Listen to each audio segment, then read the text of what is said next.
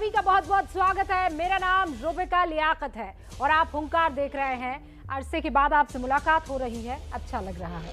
महाराष्ट्र में पिछले कुछ दिनों से लाउडस्पीकर और हनुमान चालीसा को लेकर जबरदस्त हंगामा मचा हुआ है। पहले राज ठाकरे ने मस्जिदों में लाउडस्पीकर के इस्तेमाल का विरोध करते हुए 3 मई तक लाउडस्पीकर हटाने का अल्टीमेटम दिया।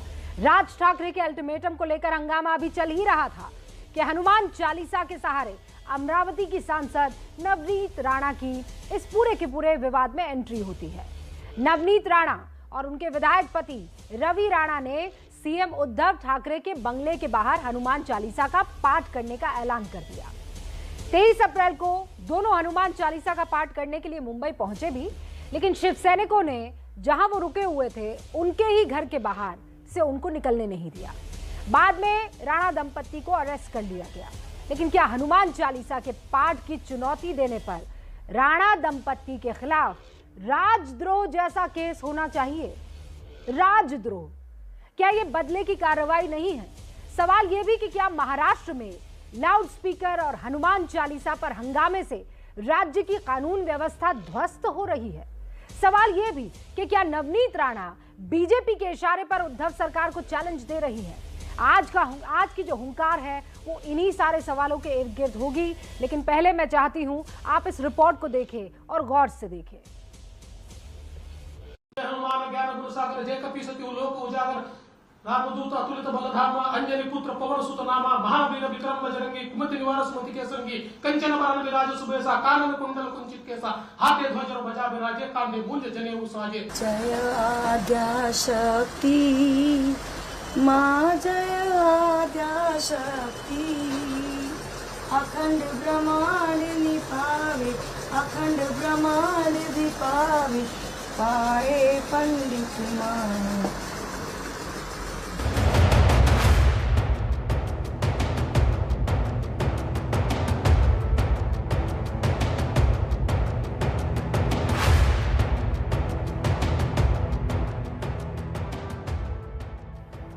मुंबई से दिल्ली तक हनुमान चालीसा पर संग्राम। दिल्ली पहुंची महाराष्ट्र की राजनीतिक लड़ाई। उनको डर हनुमान चालीसा का नहीं है। उनके घोटालेबाजों के घोटाले में एक किरीट जो हनुमान का भक्त है वो आग लगा रहा है। उनके घोटाले की लंका जल रही है, उसकी चिंता है। महाराष्ट्र को बदनाम करेंगे, ये तमाशा बना रखा है लोगों ने। अगर आपकी कोई समस्या है तो आप महाराष्ट्र के मुख्यमंत्री से मिलिए, महाराष्ट्र के गृह मंत्री से मिलिए। नवनीत राणा की गिरफ्तारी पर बीजेपी भड़क गई है। इतना हनुमान चालीसा से इनको नफरत क्यों है? हम सारे के सारे हनुमान चालीसा भूलेंगे और अगर सरकार में हिम्मत है तो सरकार हमारे ऊपर राजद्रोह का गुनाह लगाकर दिखाए। राजद्रोह के केस पर उद्धव सरकार पर बीजेपी ने वार किया है।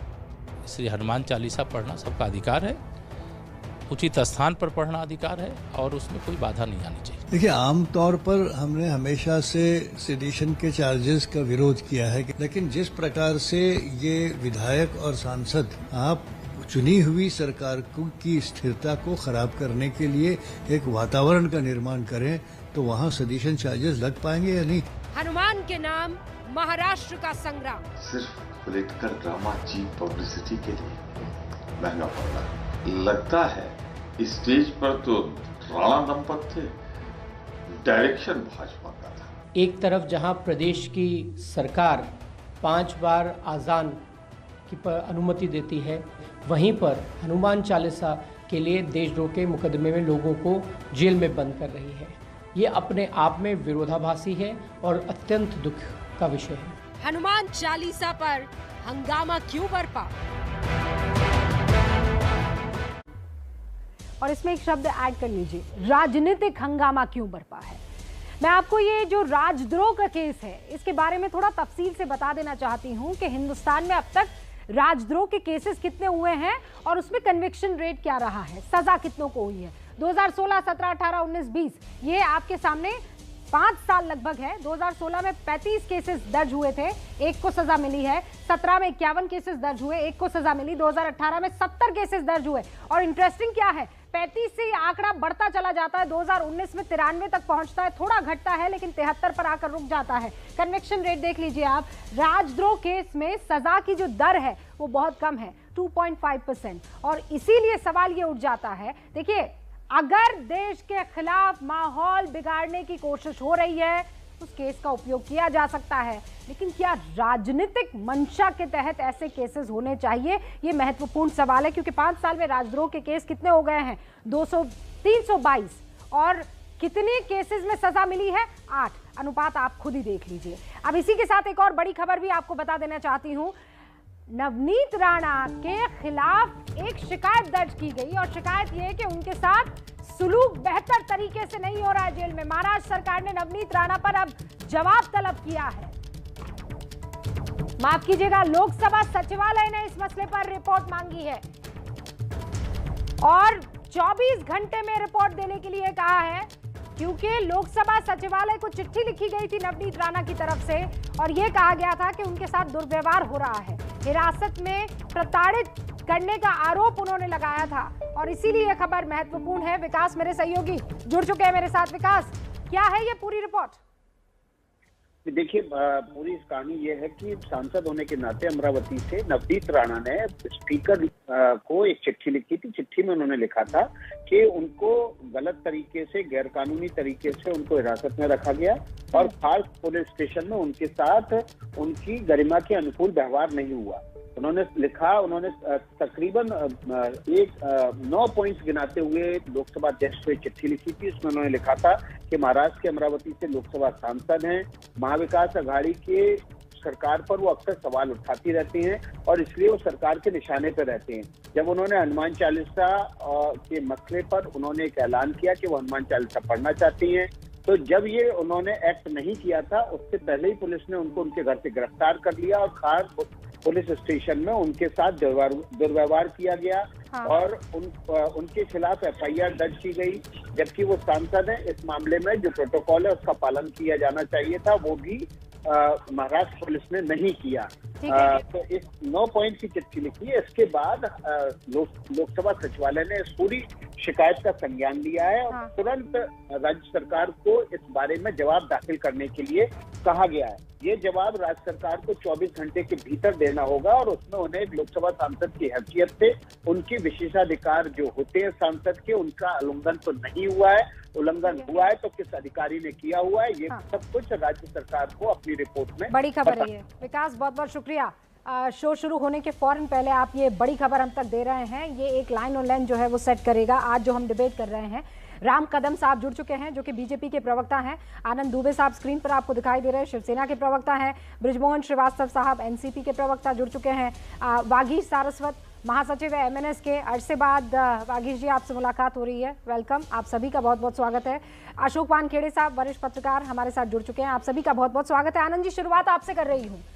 सचिवालय को आपको 24 घंटे में जवाब देना है। नवनीत राणा आप पर इल्जाम लगा रही है, आपकी सरकार पर, आपके सरकार के मातहत आने वाले पुलिस पर, कि वो बर्ताव अच्छा नहीं कर रहे हैं।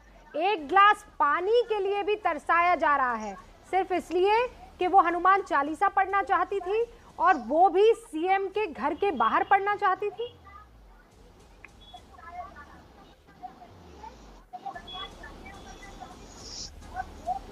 रूबिका जी, सादर प्रणाम। ठीक है, उन्होंने उन्होंने लोकसभा सचिवालय में एक चिट्ठी लिखी है, उन्होंने जवाब मांगा है। हमारी सरकारी वकील, हमारी सरकार उसका जवाब देगी। लेकिन सबसे महत्वपूर्ण बात जो मैं शुरू से कहते आ रहा हूं कि हमारी मुंबई पुलिस पूरी तरह जिस समय उस समय मौके पर मौजूद रही, जो उन्हें उचित लगा उन्होंने कार्रवाई की। उस कार्रवाई के खिलाफ दंपत्ति हाई कोर्ट गए। हाई कोर्ट ने फटकार लगाई कि नहीं, पुलिस ने जो FIR लिखी है वो सही है, वो हम खारिज नहीं कर सकते। हाँ, आपको 72 घंटे के पहले पुलिस को एक नोटिस देनी होगी। तो मतलब आदरणीय हाई कोर्ट ने भी मुंबई पुलिस के कार्रवाई पर मुहर लगाई है। रूबिका जी, हम शुरू से कहते आ रहे हैं कि हमारी सरकार आनन फानन में फैसले नहीं लेती है। जो नियम कानून है, जो डॉक्टर बाबा साहब आम्बेडकर जी का कानून है, उसी के तहत फैसले लेती है। जब आप और मैं बात कर रहे हैं तो एक और बड़ी खबर आ गई है और वो इसी मसले से जुड़ी हुई बड़ी खबर है, इसीलिए मैं आपको बीच में रोककर वो खबर बता देना चाहती हूँ। बीजेपी नेता किरीट सोमैया पर हमले के मामले में पुलिस ने शिवसेना नेता और मुंबई के पूर्व मेयर विश्वनाथ महादेश्वर को गिरफ्तार कर दिया है। किरीट सोमैया पर हमले के मामले में खार पुलिस ने ये अरेस्ट किया है। सूरज ओझा मेरे सहयोगी जुड़ चुके हैं, जरा उनका रुख करते हैं। सूरज, कहां से गिरफ्तारी हुई और किस आधार पर, बिना पर? देखिए, जिस वक्त किरीट सोमैया वहां पर आए थे खास पुलिस स्टेशन मिलने के लिए, और जब निकले थे वहां से तो उनकी गाड़ी पर हमला हुआ था। इसके बाद एक वीडियो सामने आया था किरीट सोमैया का कि उनके मुंह के पास से खून निकल रहा है, जिसके बाद मुंबई पुलिस ने उनके बयान के आधार पर मामला दर्ज किया था। उसी मामले में जो मुंबई के पूर्व मेयर है और शिवसेना के नेता है विश्वनाथ महादेश्वर, उन्हें अभी गिरफ्तार किया गया है। और क्योंकि जो सूत्र बताते हैं कि अवेलेबल ऑफेंस है, तो शायद उन्हें पुलिस स्टेशन से ही जमानत भी मिल जाए, लेकिन फिलहाल तो इस पूरे मामले में मुंबई पुलिस ने एक्शन दिखाया है और शिवसेना नेता और मुंबई के पूर्व मेयर विश्वनाथ महादेश्वर को गिरफ्तार कर लिया। और ये इस वक्त की बड़ी खबर है। बहुत बहुत शुक्रिया सूरज तमाम जानकारी के लिए। सारे मेहमान हमारे साथ जुड़े हुए हैं। राम कदम जी, अब देखिए। आनंद जी एक सेकंड रुकिए। अब देखिए रूबिका जी। राम कदम जी, वही सवाल पूछ रही जो आपके मन में आया है। एक्शन तो हो रहा है, आनंद दुबे भी यही कहेंगे कि भाई कानून के हिसाब से हम तो चल रहे हैं। जी,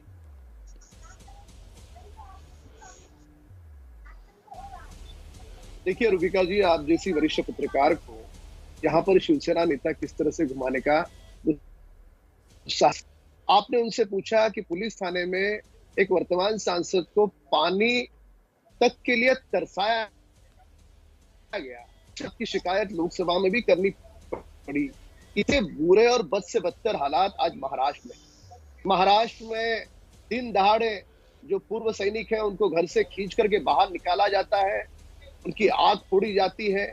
कोई पत्रकार यदि लिख दे कि महाराष्ट्र की सरकार ने बीजेपी के 12 विधायकों का जो सस्पेंशन किया वो गलत है, उसे लातूर से मुंबई तक उसकी बारात निकाली जाती है। कोई पत्रकार अगर सच बात करे, इस सरकार पर टिप्पणी करे तो उसकी गिरफ्तारी होती है। कोई अभिनेत्री कुछ बात करे तो रातों रात उसका दफ्तर तोड़ दिया जाता है। किरीट सोमैया जी पर जानलेवा हमला ये पहला नहीं है, इसके पूर्व भी अतीत में 3 बार हो चुका है। अब ये नवनीत राणा जो घर पर है, ठीक है, उसने ऐलान किया था, उस पर चर्चा हो सकती है, क्या उन्होंने ये बोलना उचित था नहीं था, उस पर जरूर मंथन हो सकता है। पर यह बात कौन सी है कि जो शिवसेना के कार्यकर्ता उनके घर के बाहर जो गुंडागर्दी कर रहे थे और पुलिस वहां पर पूरी तरह से, मीडिया सारा देश दिखा रहा था, पुलिस उन पर कोई कार्रवाई कर रही थी। और जो सांसद घर पर है, जो विधायक घर पर है, उनको घर से जबरन पकड़ करके लेकर के जाया जाता है जैसे वे आतंकवादी है। क्या गुनाह था? महाराष्ट्र के मुख्यमंत्री ये क्यों नहीं कहते कि ठीक है, इन्हें क्या हनुमान चालीसा पढ़ता हूँ, ये बोलने का उन्होंने साहस नहीं किया। आपकी जो स्क्रीन है, लेकिन आपने जो बात कही है, मैं चाहती हूँ उसका जवाब एनसीपी के जो प्रवक्ता ब्रिजमोहन श्रीवास्तव यहाँ पर बैठे हैं वो दे दे। राम कदम जी के एक एक सवाल का जवाब ब्रिजमोहन जी दीजिए। आप राजद्रोह का केस दर्ज कर लेंगे उस सांसद पर जो हनुमान चालीसा पढ़ने का ऐलान करती है, उनके खिलाफ नहीं जो उनके घर को चारों तरफ से घेर लेते हैं। ये राजनीतिक मंशा के तहत लिया गया कदम है और कुछ भी नहीं, सीधा आरोप। रूबिका जी, मैं सबसे पहले आपको ये बात बिल्कुल स्पष्ट कर दूं कि किसी भी हालत में हनुमान चालीसा पढ़ने पर या किसी भी धर्म की किसी भी प्रकार की अनुष्ठा करने पर या उसकी पूजा करने पर महाराष्ट्र में किसी के ऊपर कोई कानून के खिलाफ कोई कार्रवाई नहीं की गई है, पहली चीज। दूसरा, जहां तक बात जिन शिव सैनिकों की आप बात कह रही हैं, जिनके खिलाफ इन्होंने शिकायत की, उनमें से कई लोगों को गिरफ्तार किया गया है। और आपने भी देखा कि आदरणीय किरीट सोमैया साहब ने जिनकी शिकायत की थी वो तो मुंबई के महापौर रह चुके हैं, उनके खिलाफ भी पुलिस ने कार्रवाई की है। तो ये कहना बिल्कुल गलत है कि मुंबई पुलिस निष्पक्षता के साथ काम नहीं कर रही है, पक्षपात कर रही है, गलत है। कि पानी मेरी बात तो सुन लीजिए, किया जा रहा है। मैं पानी पे आ रहा हूँ। देखिए, बात यह है कि आदरणीय नवनीत राणा जी बड़ा महंगा पानी पीते हैं, अल्कलाइन वाटर, ब्लैक वाटर। अरे भाई, वहां पर जो पुलिस वाले पानी पीते वही तो पानी पिलाएंगे।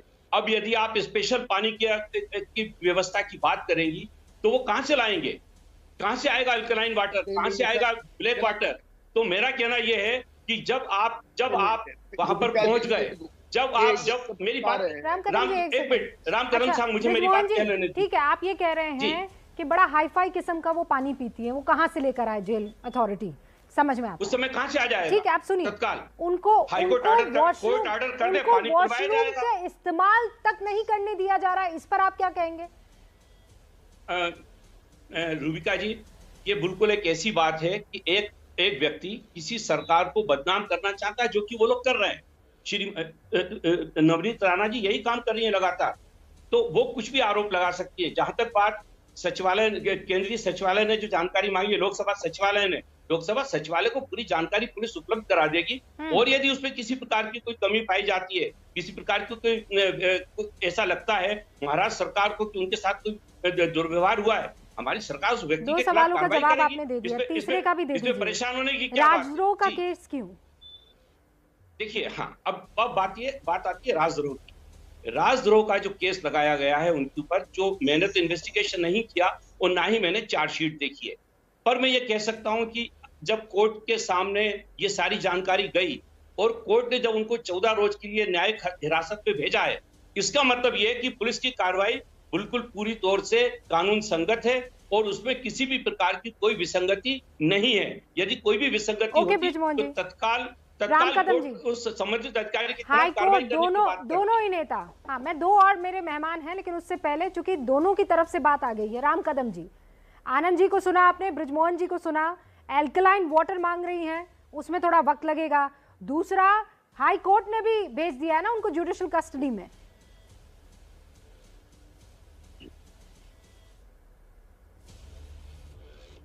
देखिए रूबिका जी, मैं व्यक्तिगत यहाँ पर टिप्पणी नहीं करूंगा, पर महाराष्ट्र सरकार के इन प्रवक्ताओं की ओर से यह शब्द मैं सरकार के लिए कह रहा हूं, कितनी मूर्खतापूर्वक दलील दी जा रही है। वहां पर वर्तमान सांसद नवनीत राणा ने कोई अल्कलाइन पानी नहीं पूछा, जो वहां का कर्मचारी पीता है, सिपाही पीता है, वह पानी पूछा। अब देश के सामने क्या दलील दे सकते हैं कि लोगों को गुमराह करने के लिए इस प्रकार की बातें कह रहे हैं? जब आपने पूछा उनसे कि उन्हें टॉयलेट जाने क्यों नहीं दिया, तब ये कह रहे कि नहीं वो झूठ कह रही है। यानी पानी का सच कह रही है और टॉयलेट का झूठ कह रही है। या तो दोनों झूठ कहो या तो दोनों सच कहो और स्वीकार करो कि आपने उनके ऊपर जुल्म बरता है। इस प्रकार से देश के सामने इतने बड़े चैनल पे इतना पाखंडी चेहरा लेकर के ये महाराष्ट्र के प्रवक्ता नेता बात नहीं कर सकते। ये पहला बिंदु। और दूसरा बिंदु स्पष्ट कर दूं मैं, क्या लगा के रखा है, जो कार्यकर्ता शिवसेना के दिन दहाड़े मारपीट करते हैं उनकी प्रशंसा कौन करता है? स्वयं मुख्यमंत्री करते हैं। उनकी पीठ थपथपाते हैं मुख्यमंत्री जी। अगर गुंडागर्दी करने वालों का संरक्षण महाराष्ट्र के स्वयं मुख्यमंत्री करे, जब लोगों पर जानलेवा हमला होता है उसके बाद भी उनका अभिनंदन मुख्यमंत्री करे, तो इस महाराष्ट्र में अराजकता नहीं तो क्या रहेगा? आज बंगाल से भी बद से बदतर हालात इस महाराष्ट्र के पवित्र भूमि का करने का दुस्साहस इन तीन दलों ने किया है। और खास करके शिवसेना जब से सत्ता में आई है, मुख्यमंत्री जी ने जब से बागडोर संभाली है, एक दिन बताइए रूबिका जी कि ये कलंकित, इनका दागी चेहरा देश ने नहीं देखा। इतनी छीतु देश में अन्य प्रांत हैं, अन्य सरकारें हैं और दलों की भी सरकारें हैं, इतनी छीतु दूसरे कौन से प्रांत की सरकार की हुई है? ये सवाल का जवाब इन दोनों नेताओं के पास है। दोनों नेताओं को जवाब देना होगा। लेकिन आरोप आप पर ये लग रहा है कि जब से ये तीनों महाअघाड़ी सरकार लेकर महाराष्ट्र को आगे बढ़ाने की कोशिश कर रहे हैं, तब से आप इनके पीछे पड़े हैं कि किसी तरीके से बदनाम किया जाए। ये आरोप लगातार आप पर लगाए जा रहे हैं। वागीश सारस्वती हमारे साथ जुड़े हुए हैं और अशोक वानखेड़े भी जी।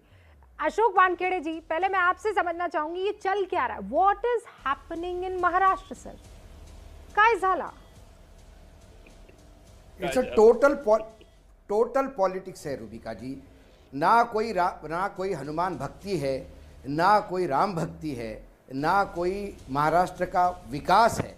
ये टोटल पॉलिटिक्स चल रहा है और कुछ नहीं चल रहा है। राणा जिस कॉन्स्टिट्यूंसी से आती है, अमरावती से, विदर्भ का पिछड़ा इलाका है, भयानक प्रॉब्लम्स है, लेकिन उनको हनुमान चालीसा पढ़ना है मुख्यमंत्री के घर के सामने। कल कोई प्रधानमंत्री के सामने महंगाई को लेके यदि कोई लक्ष्मी का यज्ञ करेगा तो वो उतना ही गैर कानूनी और देशद्रोही मानूंगा मैं, क्योंकि आप प्रधानमंत्री को काम करने नहीं दे रहे, अड़चने पैदा कर रहे, हंगामा कर रहे। वो बात वहां तक हो गई। रही राजद्रोह की बात, मुझे लगता है कि हाईकोर्ट ने जब वो याचिका रद्द कर दी, मैंने वापस कर दी, जिसमें उन्होंने कहा था कि हमारा एफआईआर रद्द करो, इसके मायने हैं जो एफआईआर हुआ है उसको हाईकोर्ट मानती है कि सही है, ये बाद में तय होगा। रही बात नेताओं को पैट्रोनाइज करने की, तो जहां जहां बीजेपी की सरकार है, पूरे देश में ये हो रहा है, जिसकी जो सरकार है वो अपने नेताओं को और अपने लोगों को पैट्रोनाइज करता है। बीजेपी में मुझे याद है कि सबरवाल नाम के उज्जैन में एक लेक्चरर थे, उनकी मृत्यु हुई मैन हैंडलिंग में। वो इतना सदमा खा गए कि उनका हार्ट अटैक हो गया, मृत्यु हो गई। जिन लोगों ने उनका मैन हैंडलिंग किया उनको देखने मुख्यमंत्री बाद में पहुंच गए। ये हर राज्य में होता है, क्योंकि बीजेपी का राज्य है तो वो सही है और बीजेपी का राज्य नहीं है तो गलत है। लेकिन एक बात मैं मानता हूं, विपक्ष की भूमिका कैसी होनी चाहिए ये बीजेपी ने महाराष्ट्र में सारे देश को दिखा दिया है। बाकी जो विपक्ष पार्टियां अन्य राज्यों में, उन्होंने महाराष्ट्र के बीजेपी से सीखना चाहिए। एकदम बाकी ये पूरा पॉलिटिकल स्टंट है, इसके सिवाय कुछ भी ज्यादा दिखाई नहीं जहां गड़बड़ी की वहां लपका जाएगा उस अपॉर्चुनिटी को। बिल्कुल। ये ठीक है, समझ में आ रहा है। लेकिन वागीश सारस्वत जी, शुरुआत एमएनएस की तरफ से हुई, एमएनएस अब दूर दूर तक दिखाई नहीं दे रही। राम कदम जी बस में आ रही है, एक सेकंड बस सुनिए ना सर। वागीश जी पिछले कुछ मिनटों से इंतजार कर रहे, 21 मिनट हो गए, एक ओपनिंग रिमार्क तो बनता है और उसके बाद आप अपनी बात कह सकते हैं। वागीश जी, शुरुआत आपकी तरफ से हुई, लेकिन अब यहाँ तो महाअघाड़ी वर्सेस बीजेपी है, आप दूर दूर तक नजर नहीं आ रहे हैं।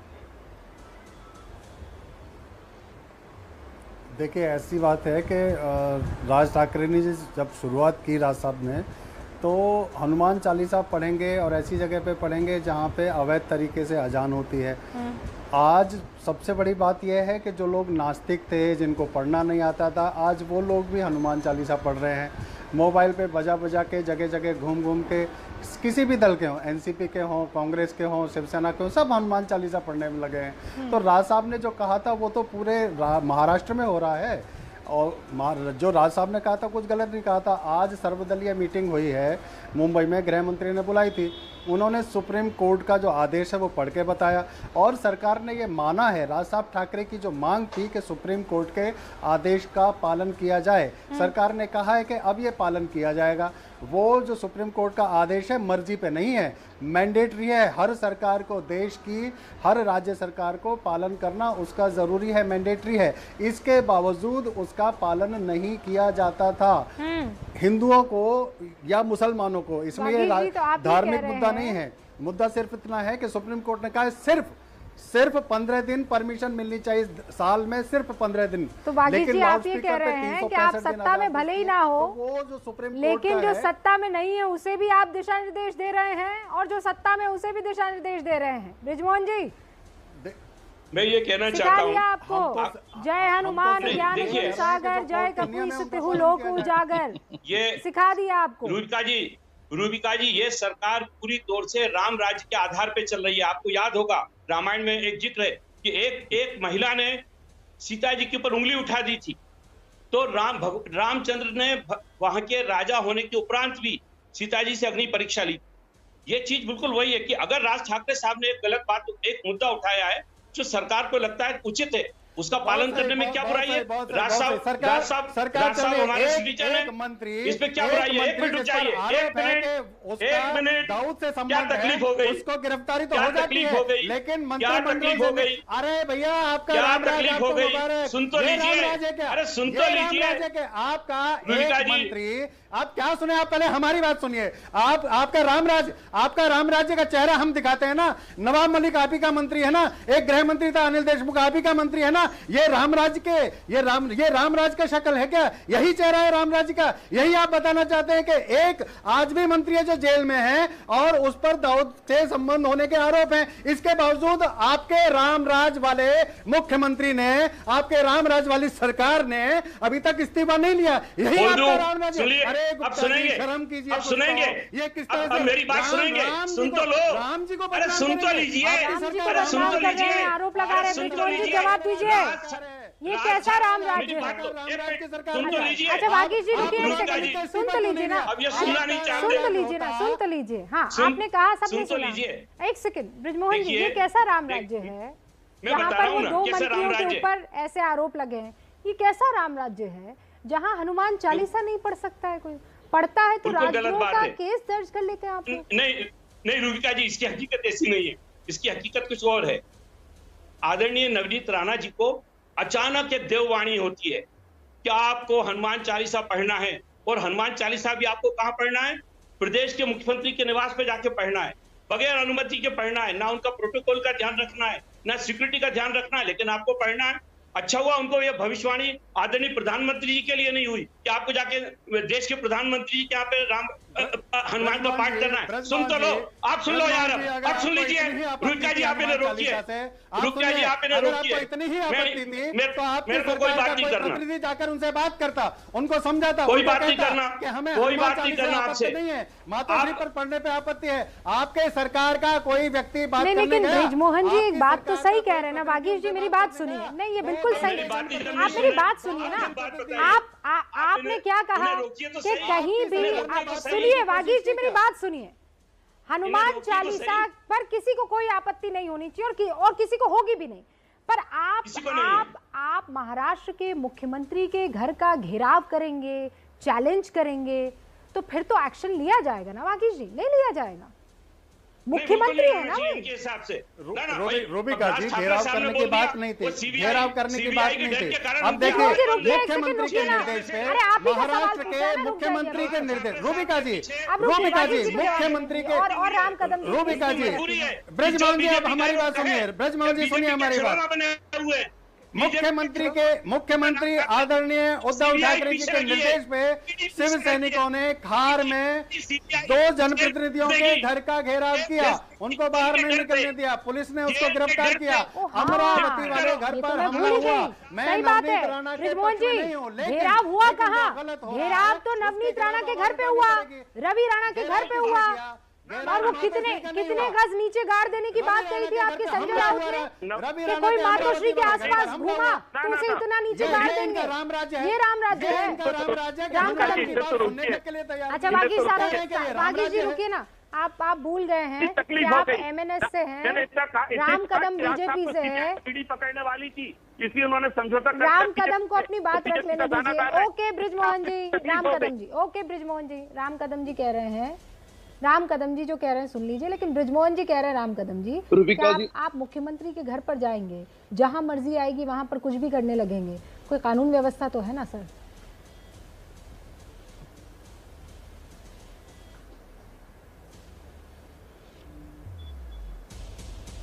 नहीं, ये 2 विषय, ये एक विषय है कि जो नवनीत राणा ने कहा, उनके पति है, विधायक है, उन्होंने जो कहा उस पर मंथन हो सकता है, पर स्वर्गीय बाला साहब ठाकरे जी के पुत्र जो स्वर्गीय क्या हम राम कदम बाला साहब ये नहीं कहते कि मेरे निवास के बाहर कोई आता है हनुमान चालीसा करने के लिए, मैं स्वयं उनके साथ जुड़ा। राम कदम जी आप बोलते रहिए क्योंकि कुछ दिक्कत है, मैं उसे दुरुस्त करवा रही हूँ, हम फोन लाइन से कनेक्ट कर रहे हैं, लेकिन आप बोलते रहिए।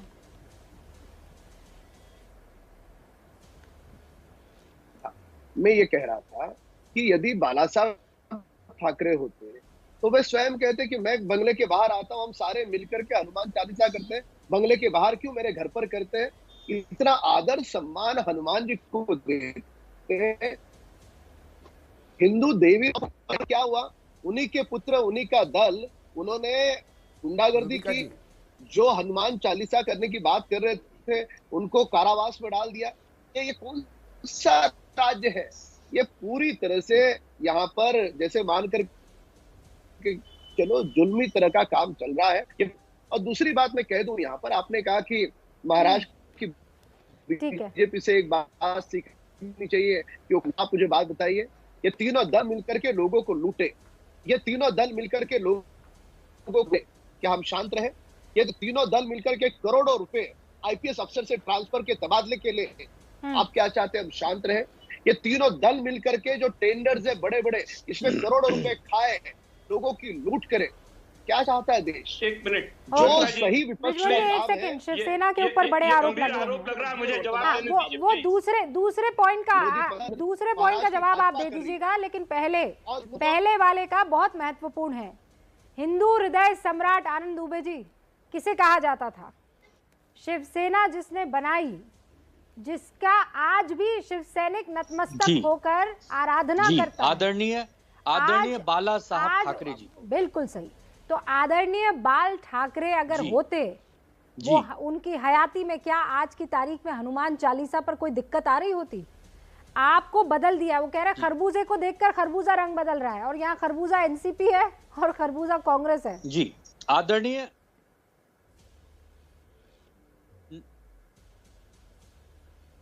रूबिका जी, आदरणीय उद्धव ठाकरे साहब फूलों का रास्ता बनाते, फूलों के रास्ते बनाते और कहते आइए आप मातोश्री में हनुमान चालीसा पढ़िए, मैं भी साथ पढ़ूंगा। लेकिन किसके लिए? सुग्रीव के लिए, कालनेमी के लिए नहीं। अगर दूर से ही कालनेमी को पहचान लिया गया कि ये तो कालनेमी है, ये कैसे आ रहा है भेष बदलकर, बस यही बात है। आप हनुमान चालीसा पढ़िए भाव से, मन से, प्रेम से। आंखों में प्रेम नहीं है, आंखों में चेतावनी है।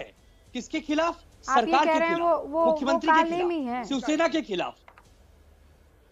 अब ये जो चेतावनी भरे स्वर में, जो चेतावनी भरे स्वर में आना चाहता है, वो सब कालनेमी। हनुमान जी ने एक ही चीज सिखाई है कि सबकी इज्जत करो, सबका सम्मान करो। मेरी स्तुति करने से क्या फायदा अगर मन में आपके काला है? आप डिसाइड नहीं करेंगे ना सर, आपके खोट है तो मन में काला, भगवा, हरा, ये आप थोड़ी डिसाइड करेंगे। सामने वाले ने कहा कि उसे करेगा।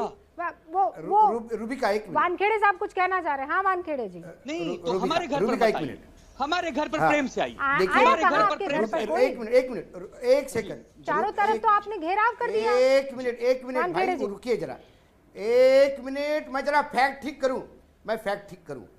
बाला साहब ठाकरे होते तो वो बाकायदा रेड कारपेट बिछाते उसके लिए। लेकिन एक मिनट, लेकिन क्या किसी की हिम्मत ये होती कि बाला साहब ठाकरे की पार्टी सत्ता में है और वो कुशासन कर रही है?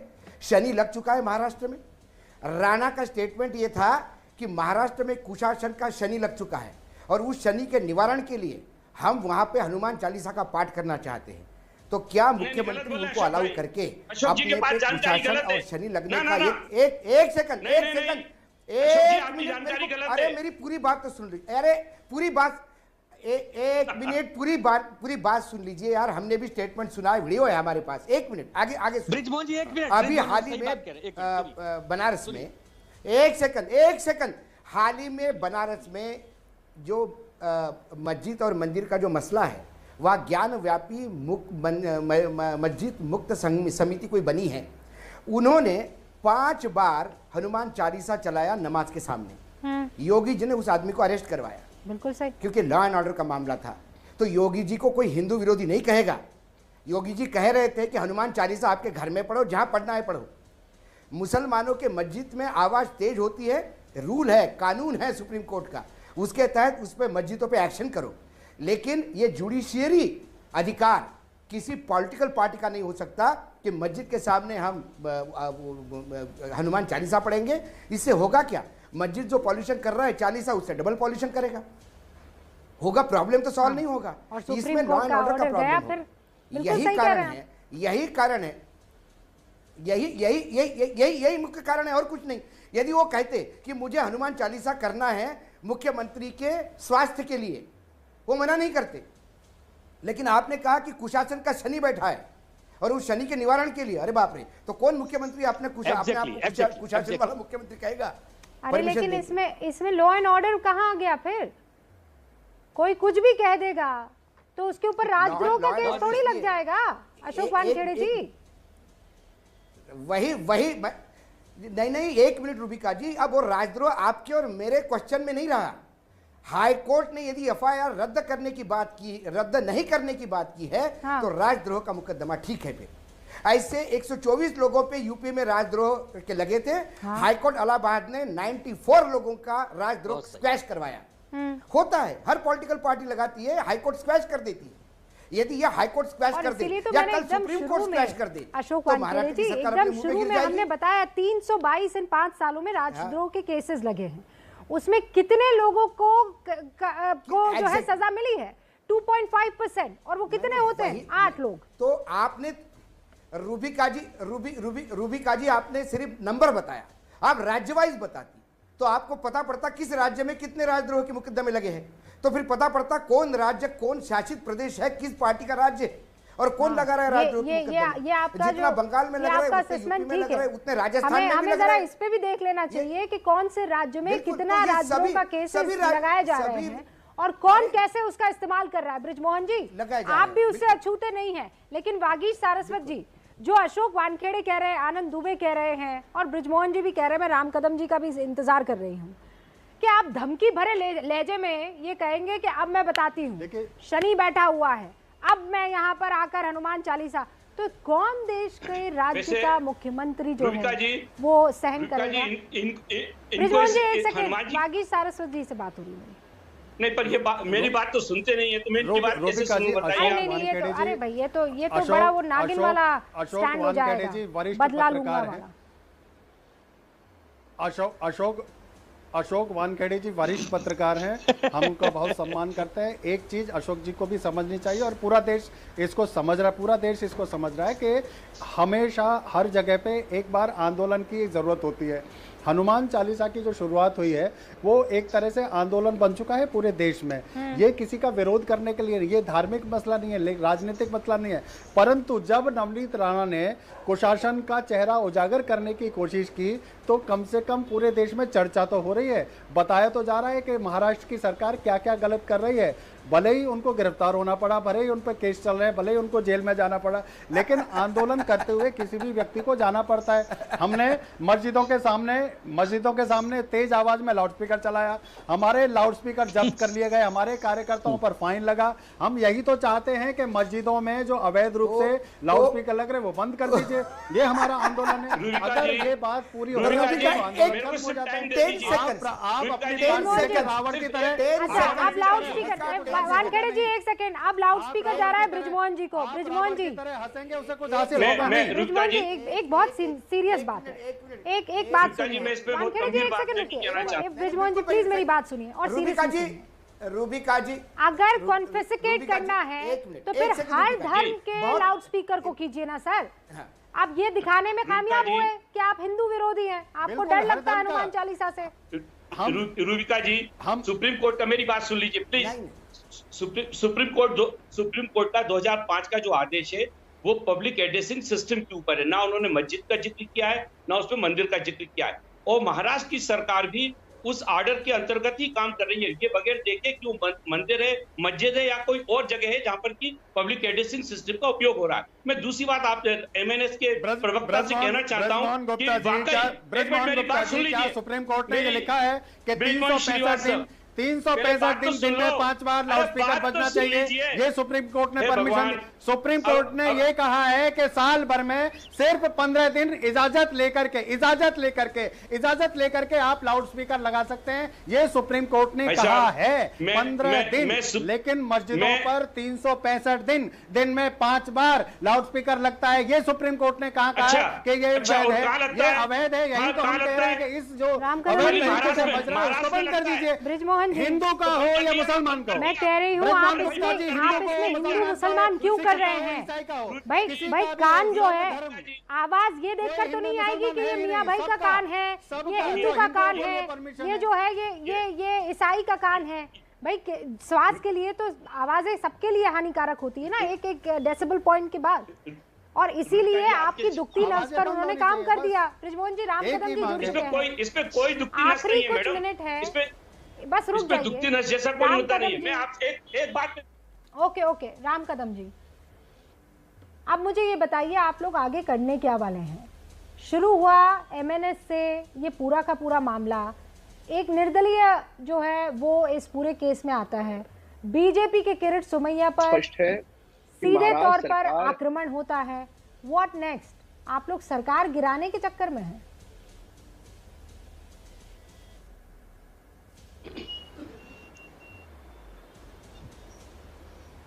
नहीं, ये महाराज सरकार के तीनों दल के नेता जब भी इनके कोई घपले हम बाहर निकालते हैं, घोटाले सारे देश देखता है, इनकी वसूली देश देखता है, तब घिसा पीटा इनका एक ही डायलॉग है, ये सरकार बनाने के ड्रग माफिया हमें से कोई सरकार ड्रग माफिया के लोग मंदिरों में मुफ्त में माइक को लाउड स्पीकर बांट रहे हैं ड्रग के पैसे से। ये मेरा आरोप है। हमें कोई सरकार बनाना नहीं है। हम हमारे ड्रग माफिया के माध्यम से पूरे मंदिरों में मुफ्त में लाउड स्पीकर और माइक बांटे जा रहे हैं। ये मेरा आरोप है। गया है, आप सुन लीजिएगा। ब्रिजमोहन जी मैं बात पूरी कर लूं। देखिएगा, जो रूबिका जी ने सवाल पूछा है, हम विपक्ष के दायित्व का निर्वहन 100% करेंगे। महाराष्ट्र सरकार के जहां जहां घोटाले हैं, लोगों की जहां जहां लूट हो रही है, जहां जहां पर वसूली हो रही है, जहां पर गलत काम हो रहा है, वहां पर हम संघर्ष करेंगे। और रहा सवाल 2.5 वर्ष बीत गए, बार बार एक ही डायलॉग पुनः सामने आता है कि भाजपा सरकार बनाना चाहती है, सरकार में जा रही है। आप तीनों दल आपसी झगड़ों में महाराष्ट्र का नुकसान कर रहे हो। लाउड स्पीकर भी आवाज नहीं आ रही है, लाउड स्पीकर के साथ भी आवाज नहीं आ रही है। कुल मिलाकर जनता की आवाज सुनिए ना, आप कोई भी दल हो, हमें उससे कोई मतलब नहीं है। हनुमान जी को अगर आप मन में पाठ करेंगे तब भी सुनाई देगा, अल्लाह अकबर अगर आप वो व्हाट्सएप पर अजान डाल देंगे तब भी लोगों को समझ में आ जाएगा कि नमाज पढ़ने के लिए जाना है। देश को आगे बढ़ाइए ना, राज्य को आगे बढ़ाइए। वाह, हनुमान जी भी मुस्कुरा रहे होंगे और अल्लाह भी मुस्कुरा रहा होगा ये सोचकर कि कर क्या रहे हैं।